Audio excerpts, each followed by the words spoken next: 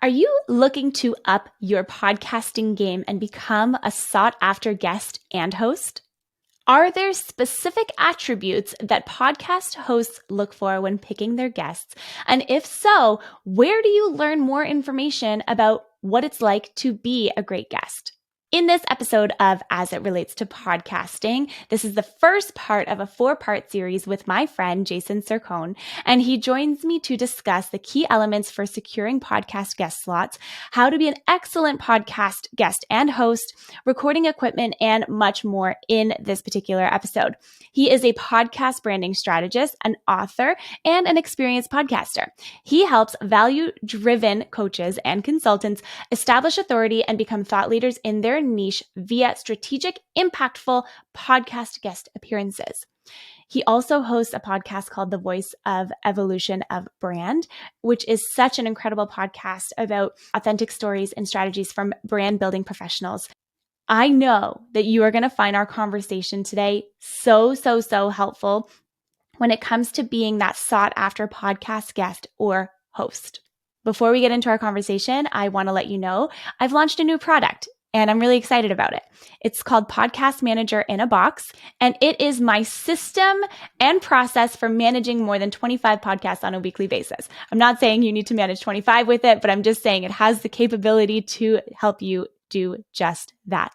In this Podcast Manager in a Box, you will find all of the systems and all of the structures that you need to manage your podcast on a weekly or monthly basis. It gives you different templates and checklists, and it helps you automate your production process to save you time, to save you money, and to save you energy. In fact, it will save you upwards of 6 hours a week on production time and roughly $15,000 every year that you are podcasting.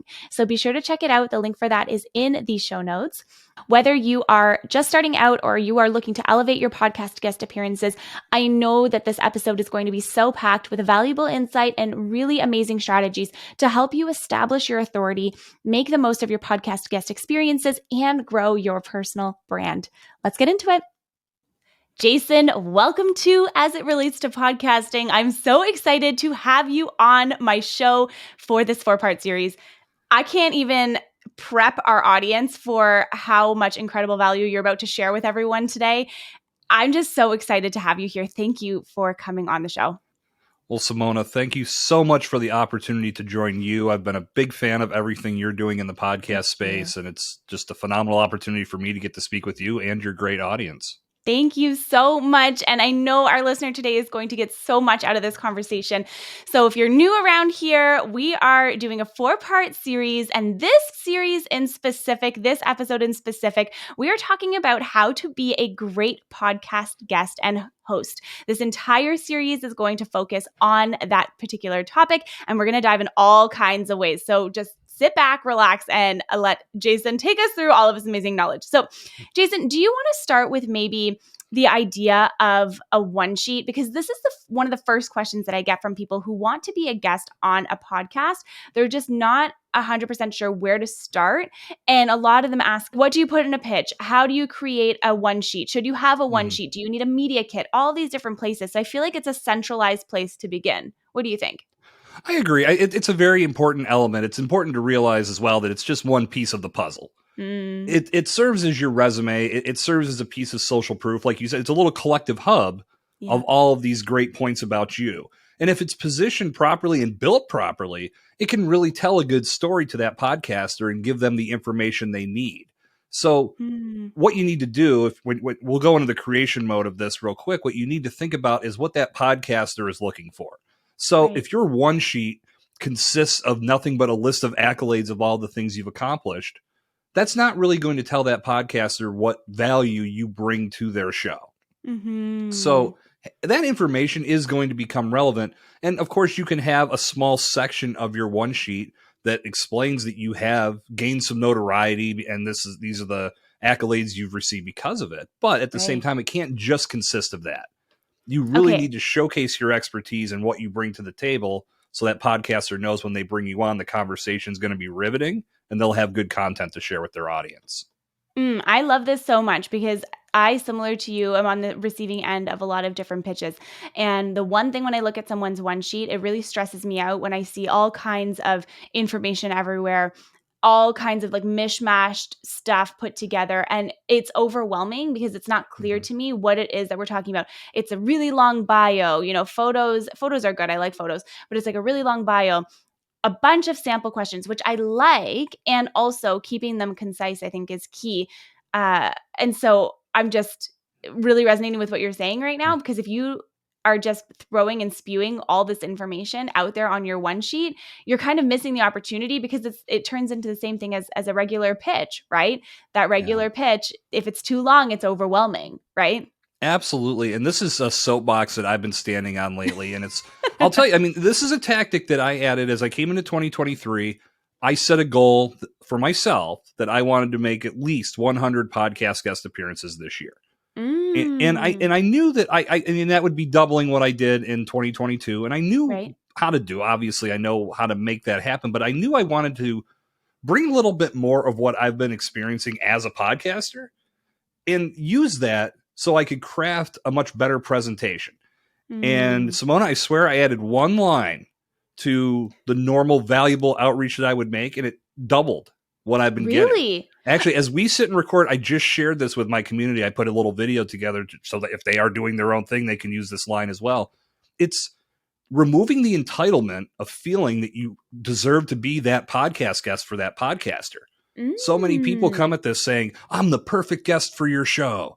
I'm going to make the biggest difference in the world if you put me on your show. And I just look at that saying, how do they know that they're the perfect guest for my show if we've never spoken before? If they have no idea, maybe they've done some research. And of course, I encourage that. You should be listening to some content and seeing what that show is about and making sure your objectives align with what that podcaster is creating. But you don't know that you are perfect until you have a conversation about it. And agencies use that line. DIYers use that line. So the line that I added was, I never assume that I'm a perfect fit for your show or any show. And it's because you know your audience and your content way more than I ever will. But from what I've discovered so far, I can tell you're putting valuable information into the world. And if you're looking for more guests to help you do that, I'd love to help you make it happen. Okay. That I one love line. that. Right? Love that. And I'm going to tell you why I love this so much. And I might be in a bit of an anomaly in the business world, but I don't think I am, to be honest with you, in this respect. I cannot stand when people approach things with a ton of ego.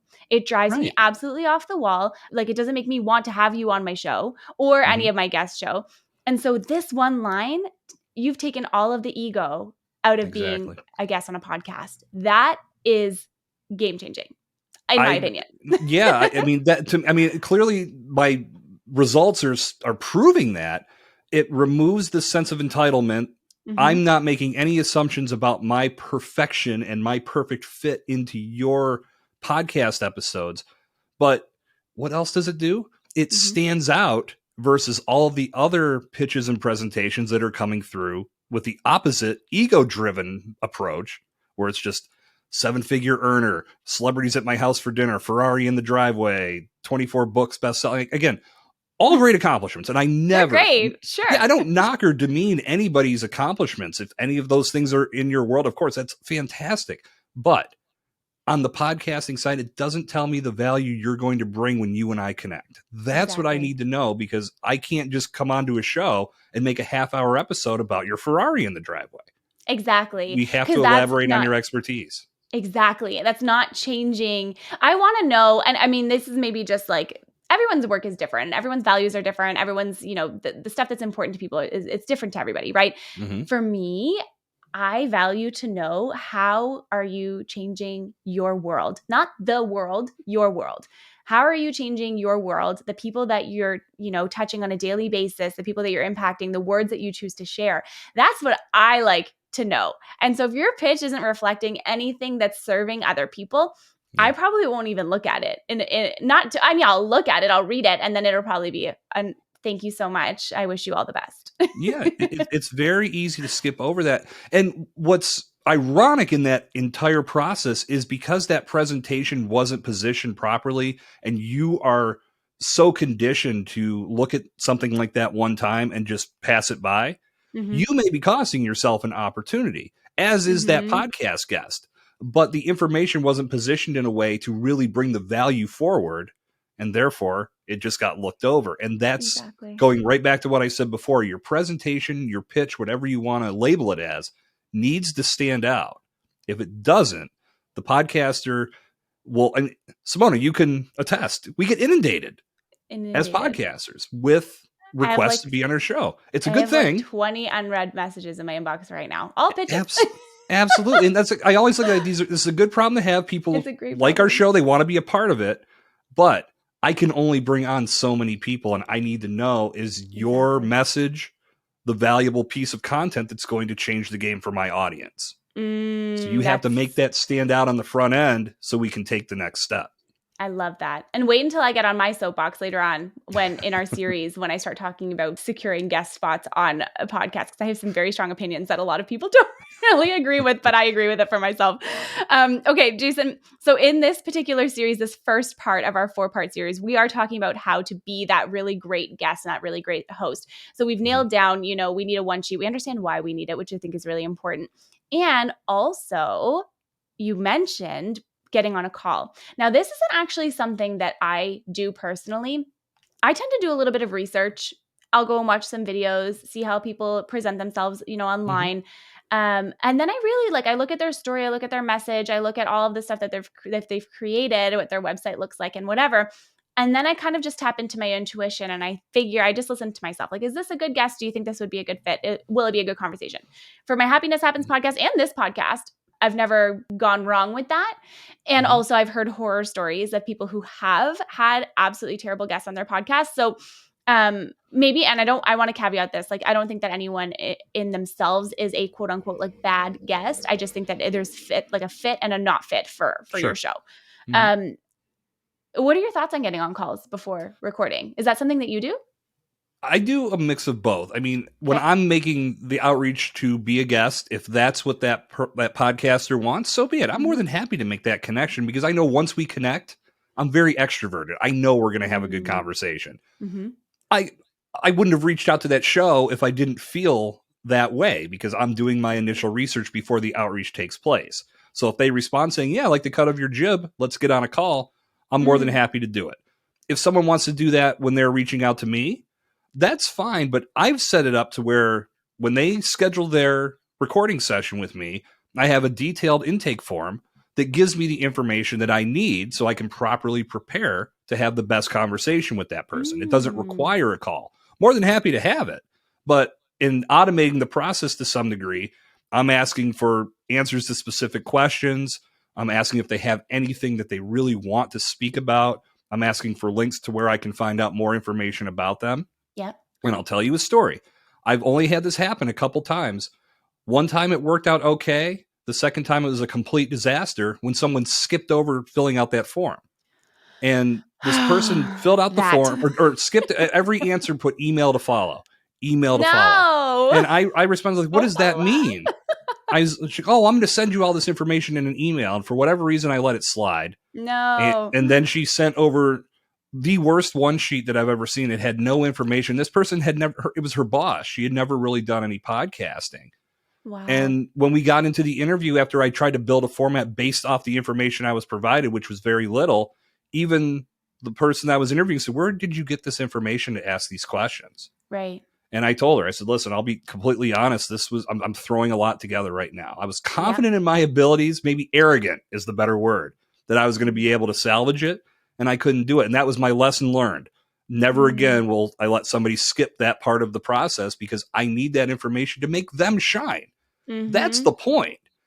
Absolutely. I can dig deep if I need to. In that case, there really wasn't much, to be honest. When I tried to dig a little deeper, I couldn't find a lot. So positioned the interview and format the best I could. But again, my own arrogance was coming into play there. I will completely admit and own that.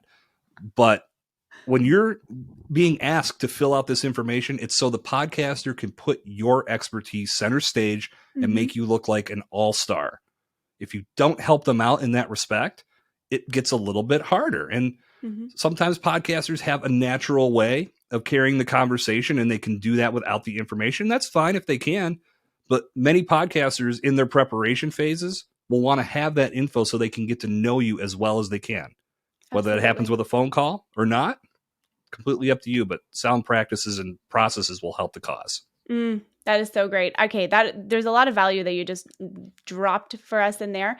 And I think that is all very key for people to keep in mind as they're going through their guest booking and guest, pitching and all that kind of stuff strategy. Because I think that it's all really key to look at from a holistic perspective. I want to talk a little bit about best practices when it comes to being a guest, and also on the flip side as well. I know you call these your ninja strategies, so I would love to go there for a little bit, if that sounds good to you. Yeah, let's do it. Cool. Well, it starts with a mutual understanding of what each side wants to accomplish. Mm-hmm. So as a podcaster, if you haven't done this, you should have. What's your why? Why are you creating this podcast? What is the purpose you have with your show? Could be a number of different things, but it's subjective. So you have to define that. As a podcast guest, it works the same way. Why are you a podcast guest? Why are you going on these shows? Why are you going on these tours and starting these campaigns? Is it to sell your book, sell your course, build awareness, build your brand? Subjective. You have to figure that out. But in figuring out your why, you also have to understand what the other side's why is as well.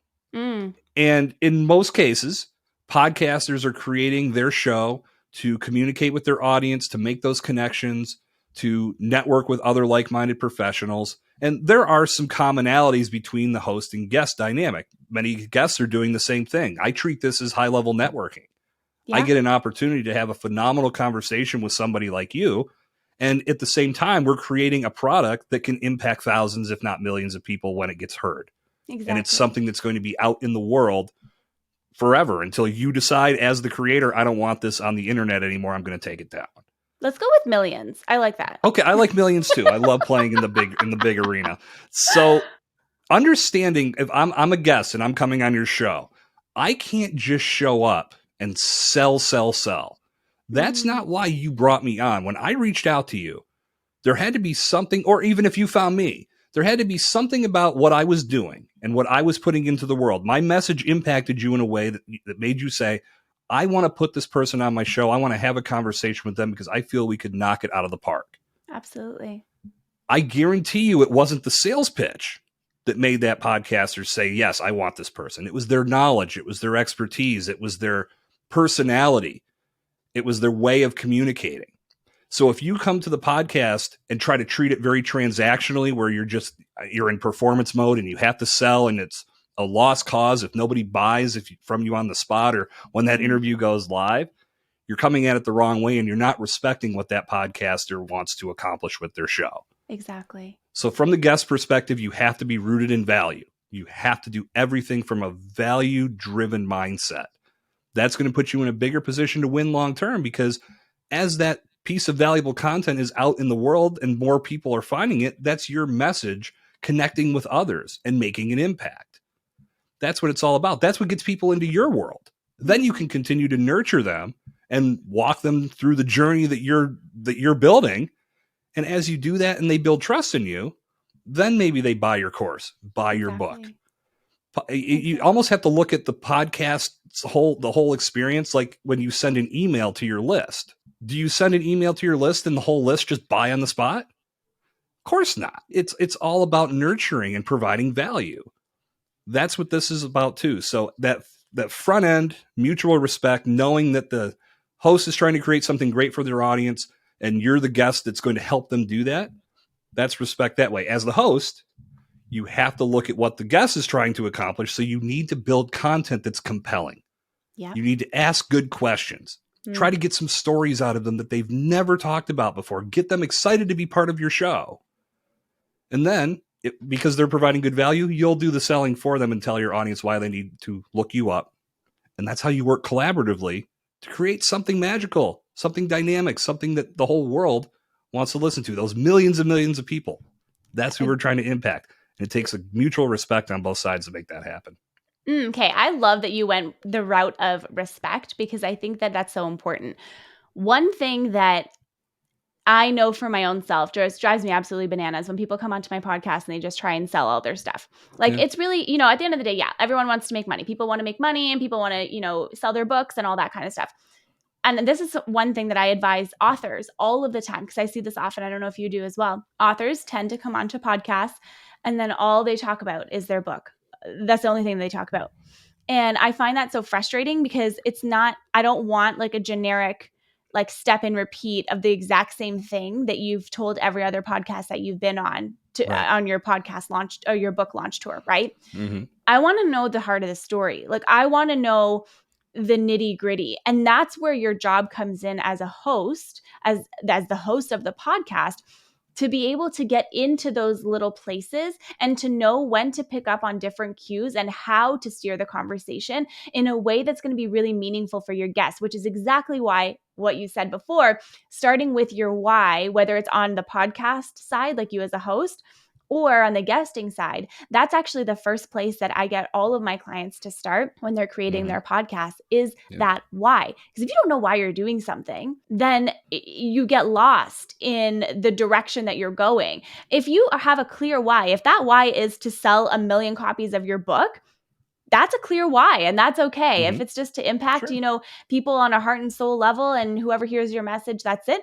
That is also okay. Mm-hmm. And I don't know. So what I'm trying to say here is the questions that you ask are so important, and you touched a little bit on it in the last part that you were just saying. So do you have like 1 or 2 tips for my listener today, for our listener today, on how to craft questions that might be a little bit more out of the box?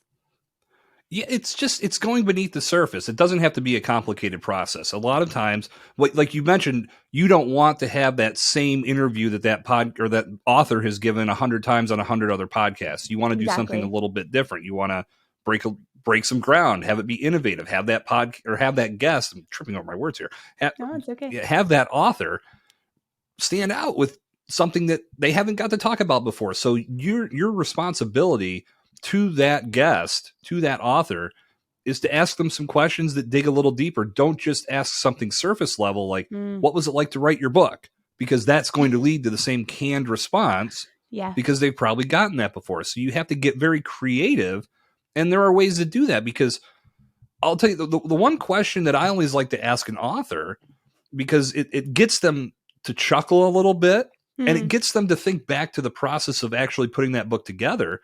I'll ask them, when you were putting this book together and you were in that creative mode, did you ever look at the last chapter you just finished writing and just absolutely hate it and think that you just would rather delete the whole damn thing and start over?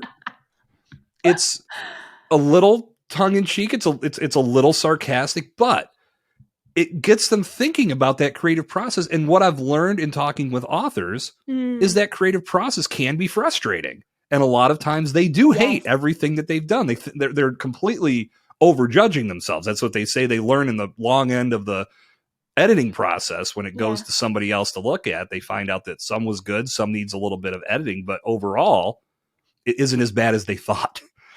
But it can elicit a powerful response where they might say, wow, that's a funny question. I've never told this story before. Let me tell it here. And now you've got something new that they've never talked about before. That's going to make them perk up, because that tells them this isn't the same run-of-the-mill podcast interview that I've done 100 times. This is something fresh.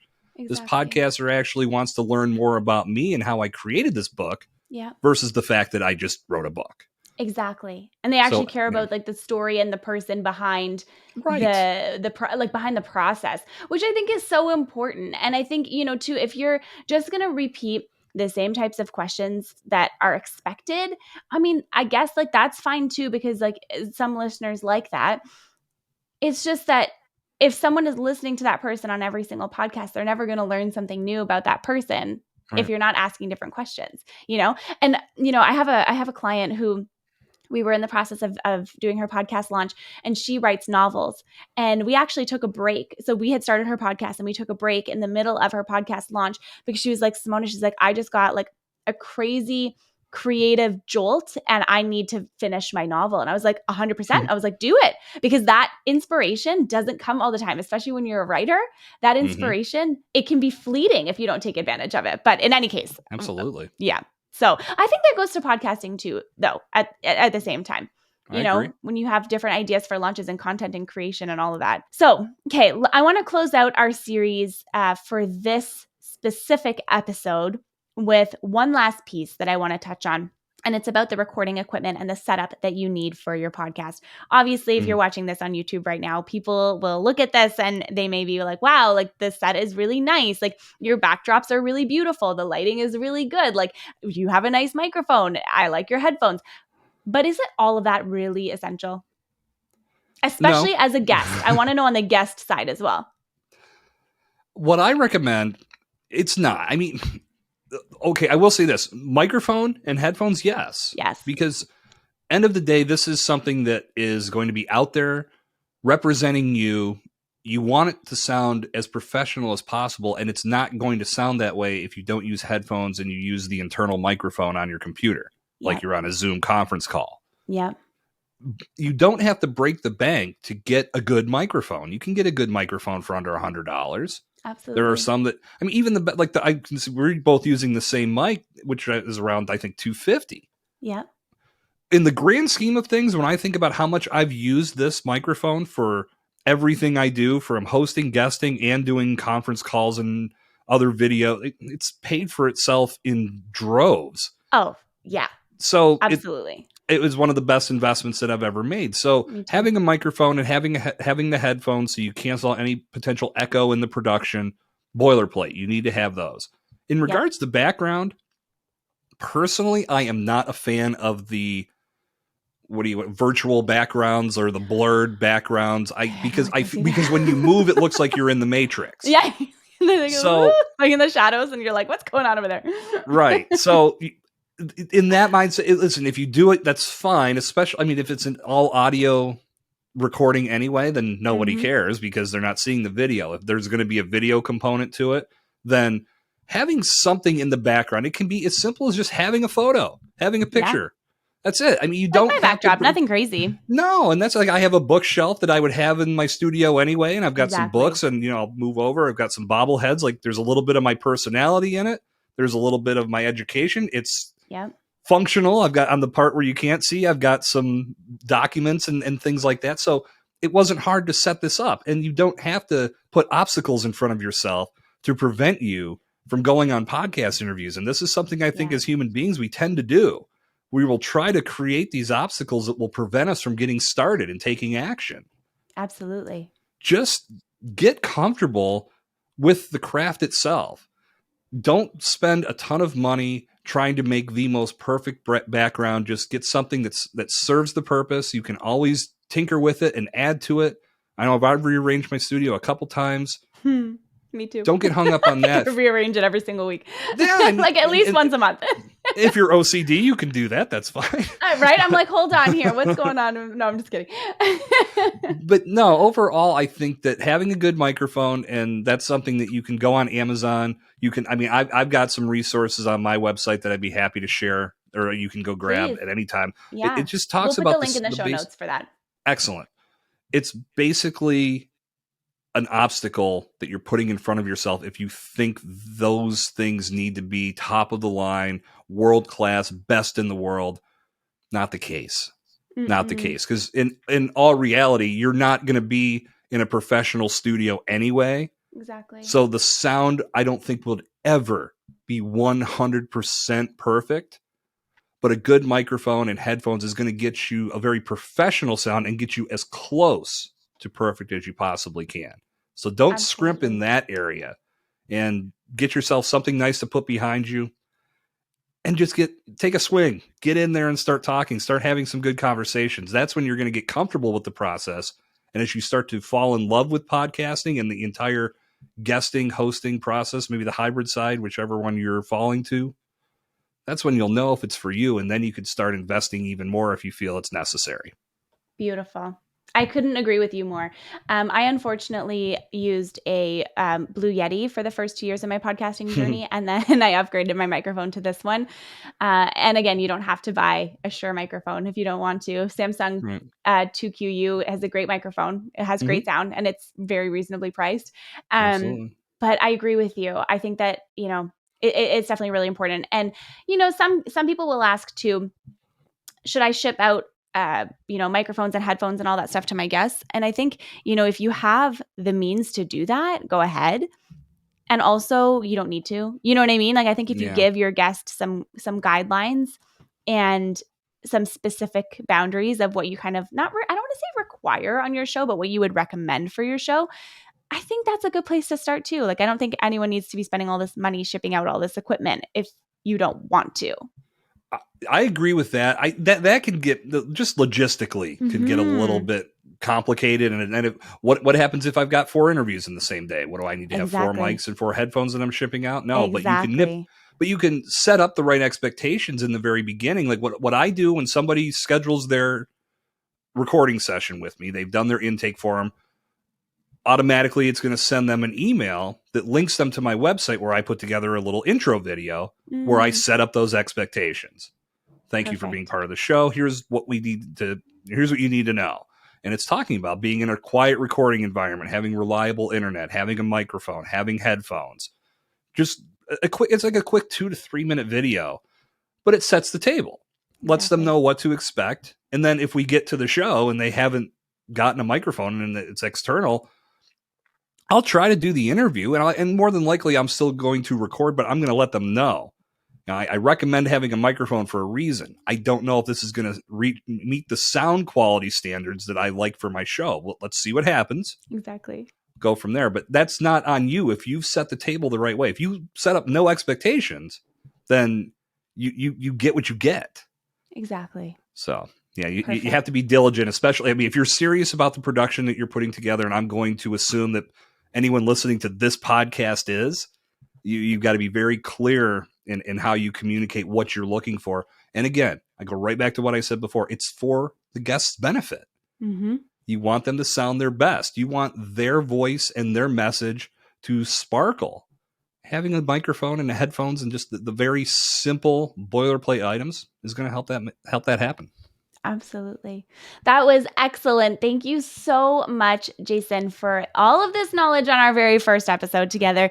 I am so excited to dive into the rest of this series with you. Do you think, before we close this one out, is there anything that we may have missed when it comes to guesting? In this capacity? I feel like we've covered a lot. We've covered a lot, but we're diving scratched the surface. We've got a lot more to talk about.